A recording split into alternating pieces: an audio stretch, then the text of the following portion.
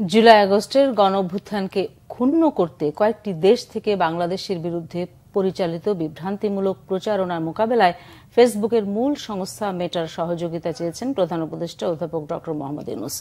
রাষ্ট্রীয় অতিথি ভবন যমুনায় সাক্ষাৎ করতে গেলে মেটার পরিচালক মিরান্ডা সিসন্সকে প্রধান উপদেষ্টা বলেন, বিভ্রান্তিমূলক প্রচারণার ভুক্তভোগী হচ্ছেন দেশের মানুষ। সিসন্স প্রধান উপদেষ্টাকে মেটা এর মানবাধিকার নীতি ব্যাখ্যা করে বলেছেন, তাদের প্ল্যাটফর্ম ব্যবহার করে কেউ যাতে বিভ্রান্তি ছড়াতে না পারে সেজন্য তারা সতর্ক ছিলেন। প্রধান উপদেষ্টা মেটাকে তার প্রযুক্তিতে তরুণ উদ্যোক্তাদের জন্য আরও ব্যবহারকারী বান্ধব করতে বলেন। ফেসবুকের সাথে প্রচুর সম্ভাবনা রয়েছে তরুণদের উদ্যোক্তা করতে ফেসবুক ব্যবহার করা যেতে পারে বলেও উল্লেখ করেন। দেশের তরুণ জনগোষ্ঠীর সুবিধা বিবেচনায় বাংলাদেশ সরকার ফেসবুকের সঙ্গে যুক্ত থাকবে বলেও জানিয়েছেন অধ্যাপক ইউনূস।